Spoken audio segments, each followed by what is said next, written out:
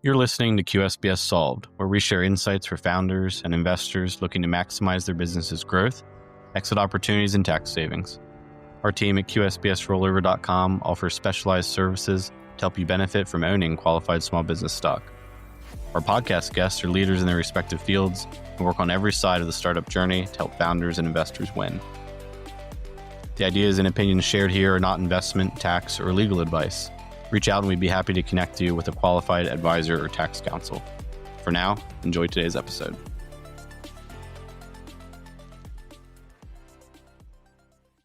Hey everyone, welcome back to another episode of QSBS Solved. I am joined in studio live from the West Coast by the esteemed attorney Chris Karachale. How you doing, Chris? Excellent. Brady, it's a pleasure to be talking with you. We've done a lot of stuff over the years. King Karachale, QSBS King. Excited to have you on to go from, I guess, basically day one to whatever, like D-Day for a founder in terms of getting things started, maintaining their QSBS defensibility, and then ultimately, hopefully, getting some benefit on the backside when they get liquidity. So let's kick it off. Why don't you tell us a little bit about day-to-day, what you do in your firm, who you work with most, right? Founders and a little bit investors maybe, but yeah, tell the audience what you do. Well, thanks. It's a real pleasure to be here, Brady, and talk with you guys. So, as you said, I'm a tax attorney in San Francisco, and I just happen to be in the right place at the right time. But I started writing about QSBS like in 2012, 13. By 2015, QSBS was starting. That was the 100% exclusion came online. So, since then I've worked with a lot of different founders in the various like fintech, insurtech, medtech, bank tech, you name it. We've spent a lot of time thinking about what's a good qualified trader business. And so we work with founders, we work with early employees, and then we help venture capitalists as well prove out that they get QSBS benefits. We work most of the time at the end of the life cycle, writing tax opinion letters. We'll talk about this stuff, hopefully, right? Opinion letters to support the stuff. We work mid-life cycle doing analysis of the company. And then sometimes we help do planning at the beginning. But, we partner with a lot of people, you guys, QSBS ruler, we're all trying to there's an interesting QSBS problem that we got to solve in different ways. And I think at least all the people in the QSBS space I know work pretty collaboratively. So that's good. Yeah, all 125 or right, 200. Right, exactly. Nobody else even knows about it. Now, I mean, you look like you started your practice in 2015, just like health and age wise, but that's not the case. That's just actually kind of around the time that QSBS started catching fire. So you'd been practicing well before that, but up until, I guess by 2011, the 2010-2011 changeover, QSBS was kind of a lame duck in a lot of ways. Yeah, nobody cared until, if you got shares. I remember in the fall of 2010, so that was a long time ago, having lunch with accountants, and accountants were like, it must have been the fall of 2015, right? That's when we were starting to have these discussions. We're like, wait, we're really now at the 5 years. Is it true that once you start selling, it's 100%? And so that was like paradigm shift. Yeah, paradigm shift. And what's kind of cool is that at least in Silicon Valley back then, like all these tech founders were already starting to talk about that, like at the end of 2015, 2016. So I'd get calls from founders of now huge public companies when they were little, right? Saying, hey, is it true that QSBS works this way? And I published something. So I was like, flipping through. Yeah, it's funny. We hardly, now we have another big changeover, right? And 2025 is another mark in the, I guess every 15 years, maybe we'll get a huge change. Yeah. Is that basically what it was? I mean, QSBS was 93, so it was a little more than 15 years before they actually made it effective. But if we get massive changes every 15 years, right, it'll keep us employed. Brady. That's right. The key, right? So it was maybe a little bit more about this than I do, because I was eating baby food, I think, in 2011 now. But it was alternative minimum tax, wasn't it? Right. That really made it ineffective, because even if you could claim QSBS, you still got hit with pre-2009 shares, you pay right. So right now you sell shares, no QSBS, you pay feds 23.8%, right? 20% plus the 3% net investment income tax. Mm-hmm. Pre-2009 shares, you still paid, the effective rate is 16.8%. right? So you have the $5 million exclusion. And then on top of that, there's like an AMT add back. And then the untaxed, right? The taxable portion is taxed at the collectibles rate, 28%. So, if you were paying 16.8% and before NIIT, the long-term capital gain was 20%. So saving 3.2%, I don't think that people thought about it as such a big benefit. Sure. Yeah. Now it's interesting, right? California had QSBS back in 2012, before 2012. And for you guys at QSBS Rollover, in the old days, I remember when I was an associate, that's how I got into QSBS, that I was involved with some QSBS audits for California back in 2009, 10. Like state 11. audit game. Yeah. Yeah. And so it used to be in the old days when it was 50% exclusion and California conformed, nobody would ever sell QSBS in California. They would roll over and roll over and roll over to defer and avoid that 50% exclusion rate. Yeah, that's interesting. One of the big changes that they also made this time around was here in the One Big Beautiful Bill was adjusting the gross asset limit and also the exclusion limit. So the $10 million per taxpayer exclusion limit went to 15 under these new rules, and then the $50 million cap went to 75. And we were writing the math because they're supposed to say, okay, let's adjust these things for inflation or help them catch up. But that 50 should have actually went to like 111, I think was my math. Yeah. So it's and I think the 10 million should have went to 20 something, 23. I don't know if you did the math, but it's still not caught up. So when we say, no, I know, but it's fascinating. I saw some dummy numbers, right, with the inflationary adjustment. So we're at 75 now. If you assume 2.3% inflation adjustment by 2034, right, 9 years from now, we'll be at 90 million cap. Yeah. Right. So and the 15 million will go up as well, right? It'll go fast. I guess what's interesting is what you mentioned the two, right? The 15 million and the 75. The other is the 3-year, 50% exclusion. Sure. It's like we get kicked back to the 2009 rules. That's right. And I really feel like for somebody like Rollover, QSBS Rollover, like the founders I work with, when you say, hey, if you sell it 3 years, you get to exclude 50% of the gain, those guys are going to be like, no way. I want to push out. I want to keep going out to 5 years. They're not going to be interested in doing the 50 or the 75%. Well, something that, at least for us, when we look at doing rollovers with people, sometimes they want to do a rollover, but they're trying to decide how much of their gain they want to roll. Mm-hmm. And so when you have the 50% exclusion, it might open up the opportunity of, hey, I can take some of this with a little bit of tax benefit now, get my liquidity, and now I have just say another $7 million or something that I don't need it today, so I might as well roll it over. Yep. And so it offers a lot of flexibility, I think, which is a good thing, because what we want, has nothing to do with tax law, but for me, what we want is the people who are best at building and allocating capital to continue having that money in their hands, because we know that there are many other private and government funded groups out there who are not good at allocating capital, and our founders just are. Like we have a track record. And that's the whole. That's what the whole point of the QSBS benefit is say, look, if you worked really hard and built this cool thing, and you made, you took the moonshot and it worked, you get this tax benefit. I think from a policy justification, that's absolutely right. Like returns, and those founders aren't just, most of them are going to put the money right back into another startup.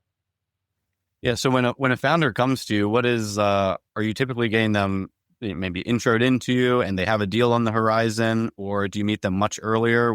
Give me the life cycle of the straight down the fairway founder, client, call it, that you work with, what the type of situation is. Yeah. It really varies. I feel like I talk with founders at all different sort of points in the life cycle. A lot of time I say like, don't hire me. It's not like we're like, wait, Yeah. Like I think when somebody like me, tax attorneys like me who understand QSBS, like can start to add value is after like a series A or a series B. Yeah. By that point, say we're at year 3.5. Okay. By that point, you kind of know whether the company's going to fail or not. Right. And so by year 3.5, at that point, it's important to sort of get pretty good counsel. And there's accounting firms that do it, right? There's other law firms, a lot of good people out there in the space, right? But at that point to do sort of an analysis of the company, right? Carta does good analysis. They do these attestation letters early in the life cycle. That's a pretty good data point. But by the time you get to mid-life cycle, like you should have somebody do substantive analysis of, are all the boxes checked, right? Like, do you meet the requirements? Yeah. For, like, especially qualified trader business questions where that's a more subjective test, right? Are you in the fintech space? Are you in the bank tech space? Because every software provider is also a consultancy, right? If they do like customer support, build outs, that kind of stuff. And so there can be more complexity than people think. Absolutely. Right. And that there's the private letter rulings on point for the SaaS companies. And so, right, to get that stuff kind of lined up. So we'll often do at that point, we'll kind of do what we call like a tax information letter where we go in and analyze the company. And then this is sort of for the company, mid-life cycle, say, hey, all the boxes appear to be checked, right? Yeah. We're not providing a formal opinion at that point. We're just saying, look, you guys are in good shape. That's what it should. Yeah. Then we come back often and, when the founders or the VCs have the exit, the VCs want to return money, their LPs will actually do formal tax opinions at that point to say, right, we are opining that Brady can exclude 10 million or 20 million or whatever it is of the sale of his QSBS rollover shares. That's a much more formal, detailed analysis of a particular taxpayer. But we get involved early. My favorite clients, it's not my favorite.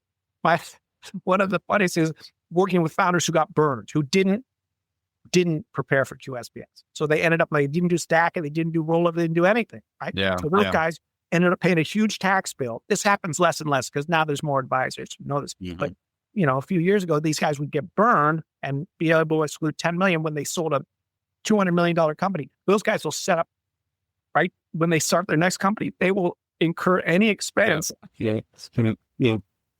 to stack QSBS or form. Yeah. Well, what form do I need to fill out to make sure that, people come to us asking that? You kind of mentioned there's three sort of tiers of like third-party justification for whatever your position is. There's like the Carta attestation, which is basically like flag, hey, this is probably QSBS, take a look. Then there's your guys's call it like mid-cycle letter, or you're checking the boxes, and at least you have Hanson Bridgett's letterhead kind of thing. And we have all the backup documents. I say, you got to send me all your tax returns, your audit financials. We drill down and look at every single underlying document for the company, for the company at the company level, right? And so then the company itself has that sort of, hey guys, look at this if you sell your stock. And then there's the opinion letters, which are gotten by individuals. Yep. Right. So Brady sells stock and he's trying to make a claim. Right. And each of those, like, those are progressively more expensive, right? Sure. But my thought is, you don't need. People call me at the end of year one and say, well, we want a formal tax opinion letter. I'm like, no, dude, you don't want what I'm often trying to help founders think about is like, just incur expenses that are commensurate with the benefit. Yeah. Right. Yeah. If you've just raised pre-seed money, or you're just funding with safe, you're not even into a priced round, just roll, right? Because I'm all for gratuitous legal payments, but you don't need to make them all the time, right? Yeah. And so that's part of, this part of it is like figuring out what's the appropriate steps. I mean, we were talking about how do you substantiate QSBS? Right? There's nothing that prevents a founder. Theoretically, I could form a startup, do it, get funding from big VCs, 5 years later, sell, and I have done trust tag and whatever else, and take the QS position, and I sell, and I wait 3 years, I don't get audited.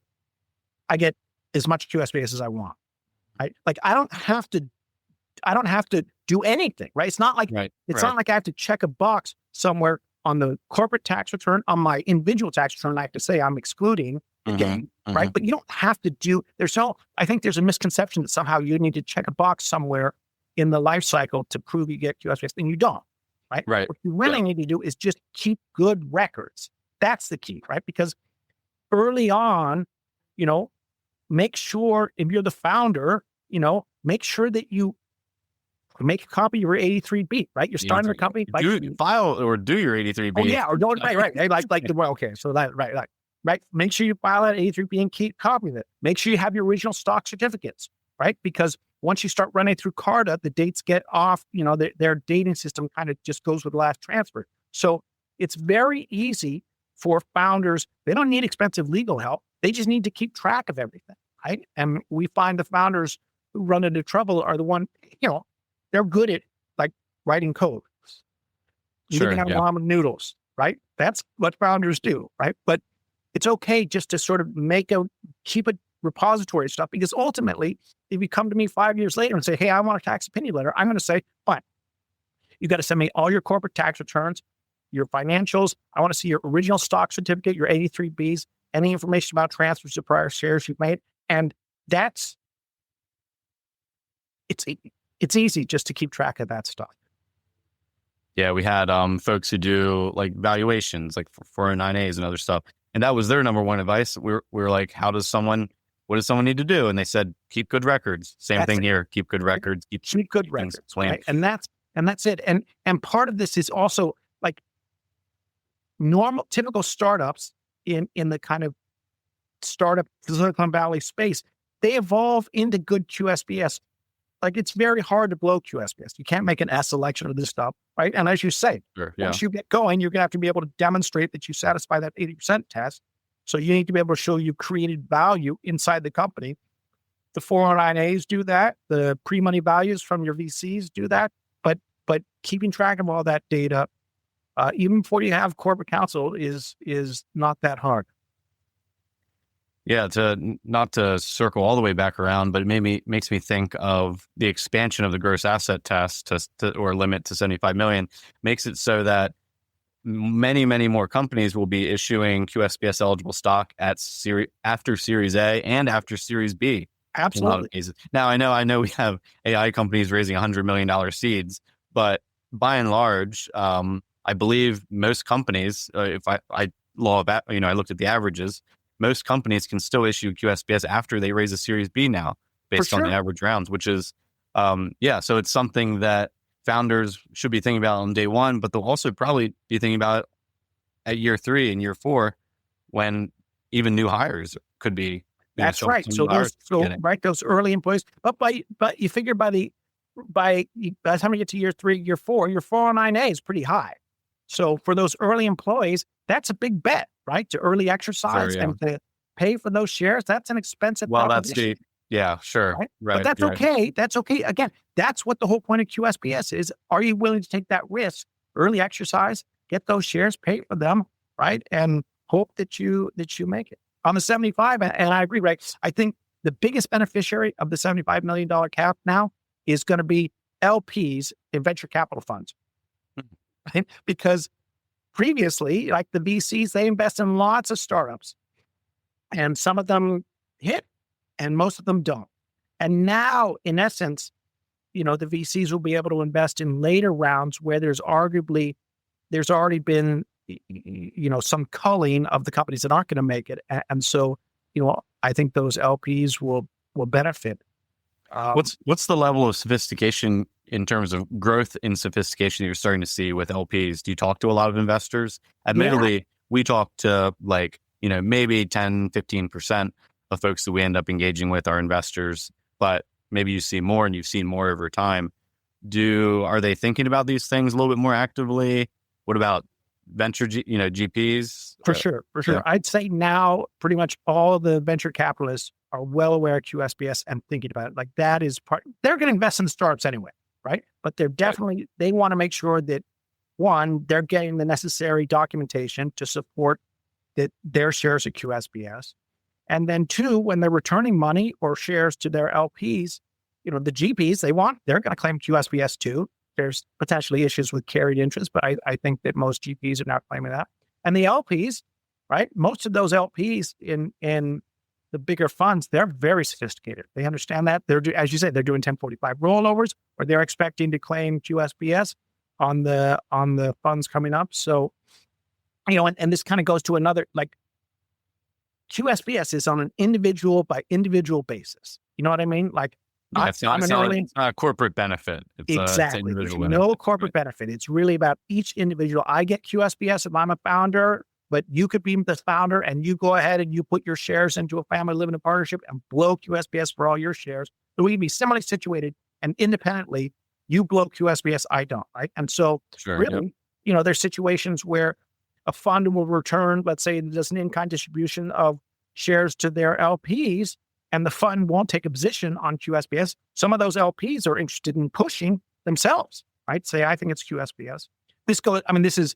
Presents like the big problem of QSBS in that situation. It's the same for early employees is, let's say I'm an LP, right, in a fund, and we get an in-kind distribution of this startup shares, and it looks QSBS-y, right? It's, like a fintech company. It seems to have all those things. And I look on Crunchbase and it appears to meet all those criteria, but I don't actually know, Right. when they went over 50 or 75, I don't know if there was some mess up with redemptions early on. So a big problem with the QSBS regime is this kind of information mismatch, right? Between the company, which has all the information. So I'm a founder. See, I call up my CFO. I'm like, hey, give me all the tax returns. I need to just check this stuff, right? Christopher told me to get this stuff. But if you're employee number 34 and you early exercised, you got your shares, and then you left after 2 years and you have no relationship with the company, how are you going to prove your shares with QSBS? Right. Yeah. I mean, and it's not like, you exercise your shares, maybe you leave the company, maybe 10 years later, they IPO and you haven't worked there in 6 years. Yeah. And now you have the stock. You have no Who do you relationship. even call? Yeah. Right. Who do you even call? Right. Now there's in the statute, it calls for companies to sort of make these declarations, right? There were supposed to be regulations where companies would provide information about whether they're QSBS eligible. In California, before 2012, we had that. The California corporations would have to say, check a box, we're QSBS eligible, right? But we don't have that now. Interesting. And I think it does. But this goes to your point, right, about documentation. So even if I'm an early employee, I may not know exactly when they went over 50 million. I may not know if there's redemptions that taint all this stuff, but I should pull down all my documentation. Make sure you keep track of all your stock purchase agreements, everything else, because, I think early employees can create a pretty robust record of why their shares are QSBS. Because, in all these instances, what we're really worried about is, let's say you take the position and the IRS comes back and audits. And in your heart of hearts, all the QSBS stuff, all the boxes are met, but an IRS agent in all likelihood is going to say, that's fine, but you have to show me, prove it. Yeah. Right? Yeah. Where's the balance sheet that shows the day you went over 50 or 75? Right? Yeah. Tell me about every early redemption that occurred, whether it was pursuant to separation from service or not. So, the IRS has an equally hard job because they need to vet this stuff. Yeah. So it's a little uneven of a playing field because they can come and say, prove it. But usually the proof the accuser is supposed to provide the evidence. But what does that dynamic end up being like if you are and this isn't just QSBS, right? Any claim that you make to a certain exemption or exclusion on your taxes, what does that dynamic end up being like in your experience between what the IRS asks of you and what you can kind of say, I don't have that, but also kind of prove it on your side? How can you say that this isn't what's that dynamic look like? Well, it's really hard. We get brought in sometimes to advise in situations, and most of the time, I'm not particularly sanguine about the potential. I'm like, look, the agent, we can't, often I get brought in and my job is to sort of say, hey, let's go back to the company and say, can you please provide us this data? Right? Because I'm sympathetic with the IRS agents where they're saying, look, we've audited you randomly and this has come up and you need to prove all these boxes for QSBS. So when we get brought in, often we'll help let's say it's some early employee who hasn't been at the company. We'll say, let's go back to the company and ask them to fill out a checklist or something, right? Or just make representations as to all these different points in the hopes that that'll satisfy the IRS. And what you're describing is really one of the big benefits of even getting, say, like a QSBS opinion letter in the first place, because it doesn't keep you from being audited. Having a letter doesn't keep you from being audited, right? Which is a misconception. It's not like a catch-all protection of any kind, but what it will do is force you to get all of your ducks in a row. That's right. Because you're asking for the same things that they're going to ask for. And I don't write that opinion, so when we write our opinion letters are 20, 30 pages long, depending on what the issues are covered. but I won't write an opinion letter unless I can get the underlying documentation from the company. So for a founder, that's easy, right? Right. Because did you just go on your tax return and like scribble scrabble any exemption you wanted, or did you actually make an effort to, we did this. Right. And I think at the end of the day, that's what, like, I almost imagine that trying is half of the deal, right? That's right. I didn't do this in bad faith. I was. That's it. And the test for penalties, it's interesting, right? The test for what a tax opinion letter really does is it doesn't prove the shares of QSBS. It proves that the taxpayer wasn't negligent. Correct. Yeah. Because the taxpayer wasn't negligent, that taxpayer shouldn't be subject to penalties, right? Mm-hmm. And so what the opinion letter does is it's an objective writing piece. It's not sort of an advocacy, right? Like the opinion letters, our opinion letters, in fact, tell the taxpayers why they lose. It says, here's why. It's like there's arguments against, and here's the arguments for. And on balance, we believe that your arguments are stronger, that your shares qualify for whatever so, based on the existing guidance. So the opinion letters can help guard against penalties and fees associated with a successful audit. That is, right? Like if they were to successfully audit you or say, you did this wrong. Does it also handle like interest or call it like back tax or that kind of stuff? Right. Yeah. So like let's do a hypothetical, right? So assume Brady is a founder. He sells $10 million at QSBS, right? It's a fintech company. And you say, hey, Christopher, it's a fintech company. So we want the opinion letter for, because we're worried whether we're financial services or actually a technology company. So I write the opinion letter, right? We deliver that. You sell in 25, so you're going to file your tax return in October of 2026. So you file that tax return. Okay. Then 2 years later, you get audited. And the IRS comes to you and says, hey, Brady, we see that you claimed $10 million exclusion on your return. Can you please provide more information about this? Right? So you get audited. At that point, you have one or two choices. If we did the opinion letter, right, I've pulled down all the data, the tax returns, everything else. We've also written a narrative. We explain all the facts, the law, and apply a lot of those facts. The opinion letter is actually a pretty good game plan to respond to those audits, right? Now, the agent may conclude the audit and say, look, Brady, we believe that the company's in financial services, you don't get QSBS. So we're going to make you pay the tax, $2.4 million, right? Plus we're going to impose accuracy-related penalties. The accuracy-related penalties are 20% of tax due. So on 2.4, it's like $480,000, right? So, but then you say, no. I got an opinion letter, right? I was not negligent, right, in taking the position. And you can produce the opinion letter to the agent. And we've had situations where agents have accepted our letters and disagreed with the underlying conclusion, right, that the shares are QSBS. But they accept that the taxpayer wasn't negligent. Right. And it's interesting. Most people hire me. Sorry, let me just finish it. Right. Most people hire me because they're like, I want to get that in penalty insurance. And quite honestly, I think, which is fine, right? But quite honestly, I think the better reason to do it is to crystallize all the information about the company at that time, right? Because in the opinion letter stuff, we pull down all the data that you need to backstop why you get QSBS, right? And so that's, as I say, right? Maybe I sometimes say I'm just like an overpaid secretary collecting all the guy's information, right? But that's honestly, if that's your concern, is you're going to get audited, the opinion letter, when it's done well, and there's other guys doing good opinion, it's not just us doing this, right? That it will, any issue that comes up on audit, our opinion letter should have the facts and the appropriate law to justify the position. Yeah. One of the ways that I frame it for folks, and I don't know if you think this is fair or not, but some of the services that we provide include kind of making sure that people have their ducks in a row, and especially on rollovers, making sure you do a proper and defensible rollover. But what I tell people is claiming QSBS or claiming 1045 a QSBS rollover on your taxes doesn't increase at least that we know of, increase your chances of being audited. But what does statistically is $10 million of income that year. Yep. I think it's above 5 million, the chances of being audited just kind of based on that quote unquote alone is 4 to 6 times higher than the average person.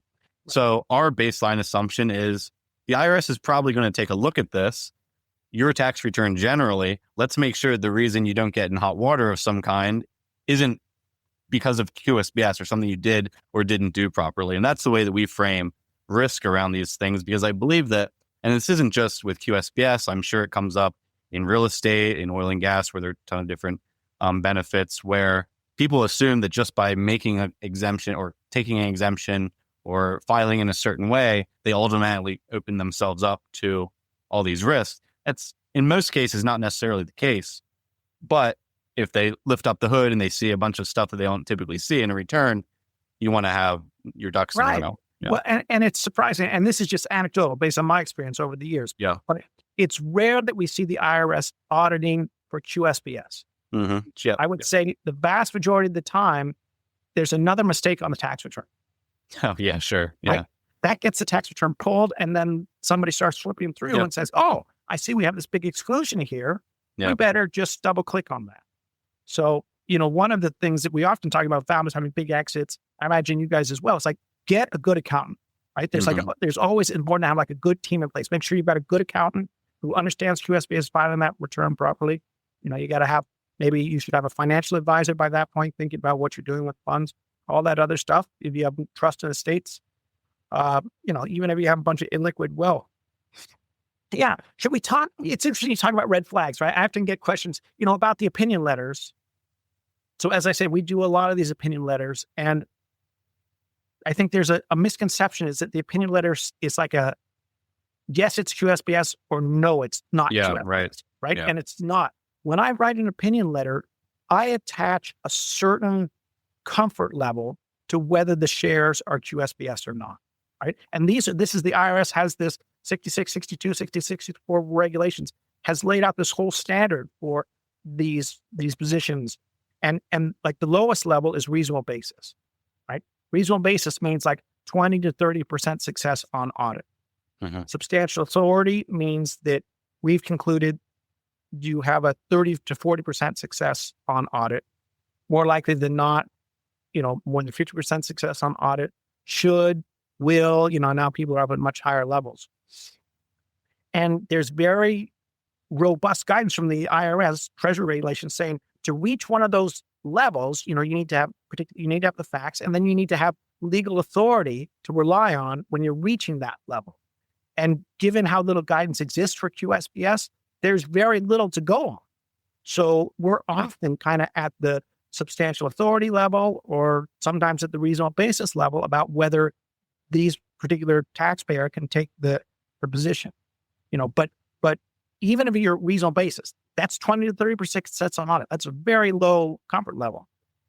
As long as you disclose, there's a tax form 8275 that you can attach to your tax return, you should be protected from penalties, right? Yeah, and it's reasonable authority and above, correct? That's right. Kind of automatic protection. No, right. And if we reach substantial authority, and people say, well, I want to get to substantial authority. And my response is like two. One is like, no. Like my job is to like be super objective about this, given your facts and the law. And two, it's not like filing that 8275 is a red flag. I think people think if you're going to attach the disclosure statement, you automatically get audited. I can tell you, based on personal experience, that's false. Yeah. Right. The goal here is like, what protects you best? Right? That's what we're spending a lot of time with our clients thinking through is, what are your facts? What's the law? And then how do we make sure that return is best prepares you to defend against those penalties? Yeah, what protects you best is keeping your house in order, and that may include a opinion letter. That's right. Way before the opinion letter, keeping your house in order is what's going to. Right. And from the very beginning, we talked about this, right? Keep good records, and then at the right time, get the right advice, right? Like, is it a card attestation letter? Is it a more substantive, information letter that I do or other people do, or is it a formal opinion letter at the end? And that's the cost of those different pieces of advice is commensurate with the benefit. Yeah. Right? And the reward.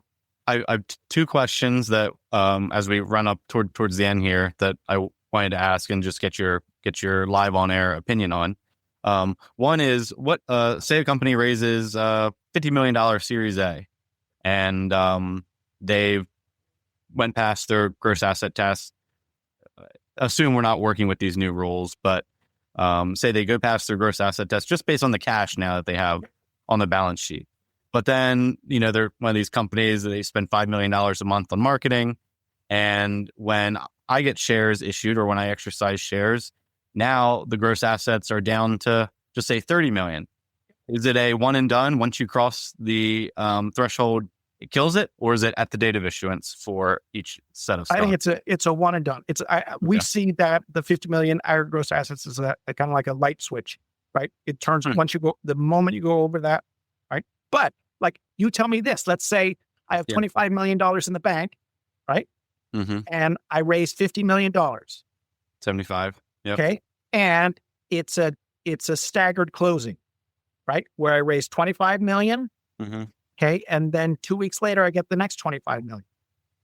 Yeah. Does that first 25 count? Is the entire 50 out because we went over? Right. I mean, I think there's a lot of unanswered questions. Even if you sort of take a position that aggregate gross assets is binary, you're either you overwent it or you didn't. I think there's some interesting questions where there's not good guidance. Yeah, because there are sort of QSBS things that you can do a footfault on based on your stock and how you handled it. Yep. And based on what the company does. But it's not a company-based exemption. It's a personal tax, it's non-corporate, it's a personal. And so there's kind of all these pieces woven into it to make it sometimes challenging to be like, wait, hold on. You screwed me, or, hey, company, you screwed me. I did everything right, or vice versa. Right. And we see this sometimes with founders who are getting redeemed out, right? That they're doing a secondary redemption, right? So they'll get sale exchange treatment maybe and get QSBS, but they inadvertently taint all the QSBS issued for other. No, I can't tell you how many times people want to do some kind of reorg or like push an executive out and buy and all this kind of stuff. And they're like, yeah, we have all these plans to do this reorganizing of the company and buying and selling of stock, moving it around the balance sheet over the next couple of months. I'm like, are you talking to anyone about this? Because I know nothing about that. Like, but there's a problem. Brady. I know enough to say you can't just like keep amending your op agreement. Anyways, the other one is, and classic question, I know you've written on it before, and every other QSBS focused tax attorney has, but the treatment of safes for QSBS purposes. Do I have QSBS when I make that investment, or do I have to actually get equity? Right. When it converts, do you have to, when it converts. My gut on that is like, do you own stock or not? Well, no, I don't. Then you don't have it. But tell me what your I think that's what the right answer is. But I have to tell you, increasingly I feel like the safes like years ago we had safes and kisses and a whole bunch of other stuff, right? And what Justice Carter has done is a fantastic job of creating kind of like the cap table stuff, and now the attestation layer. They're doing a real good job on that stuff, right? So the Y Combinator safe has become kind of like dominant. In other words, the only way that I can invest in a startup in Silicon Valley pre-money is with a safe. Yeah. They will not, maybe they'll do notes or whatever, but it has become the sole tool, I'd say, right, for people to invest. And if the only way I can invest in a startup is a safe, and if you go back to the legislative history that says we want people to invest in startups because they normally fail, right? I think increasingly I'm getting comfortable with the idea. And again, I'm not saying that we could get to an opinion standard on this, but I think that there's real legitimate arguments that the safe itself is the only way I can make an early investment and put my money at risk, right? And the safe is not like debt. It's not like I'm going to like sue the company for money back if they go out of business, right? Take them to small claims court. Like that's the only way I can make that early investment now. So I think that there's an argument that should be counted for creating QSBS holding grade. Set aside the question of is it stock or not? Yeah. Well, it's interesting that, you say like, that's kind of the norm now in Silicon Valley. And you said kind of two things. And I want to see how you would navigate around this. But you said, this is the norm. And then you said, well, this is the only way. Well, it's not the only way. They don't have to do a safe. But like if I go to some guys on Sand Hill Road, and I'm like, hey, I want to invest. And they say, we're not going to sell you price, because the companies have no incentive to sell price, because then they price the company. The beauty of is that you haven't priced the company yet. I think the technical answer is no, the safe doesn't create holding period. But I think that there's a lot more to that analysis that you got to really unpack to understand whether it creates QSBS holding period. Yeah. And that's every investor. And so luckily we don't have to navigate around that a ton, because we mainly work with founders, but every investor that's the top, that's top. Well, and for you guys with rollovers, let's say they sell and they're going to roll over and just their buddy's company, he's going to want them to buy a safe too, right? I think in the rollover context, it comes up as well. Yep. Yeah. I'll tell him, hey, go talk to Chris. I'll talk to anybody, Brady. I'll say, Chris will let you do it. Chris will let you do it. Very cool, man. Thanks for taking the time. Folks should look you up, and your colleagues too. Nancy, I know you work a lot with Nancy. Nancy is great at your firm. You guys do good work, and appreciate getting to work with you guys in the past. And hopefully, we can have you on another live show in the future. All right. Excellent. Okay, Brady. Good talking with you. Yep. Thanks for listening to this episode of QSBS Solved. We hope to hear from you soon. Remember that the content shared on QSBS Solved is for informational purposes only and should not be construed as legal, tax, or investment advice. While we discuss strategies related to qualified small business stock, or QSBS, including rollover planning, listeners should consult their own tax, legal, and financial advisors before making any decisions. Laws and interpretations can change. Individual circumstances do vary.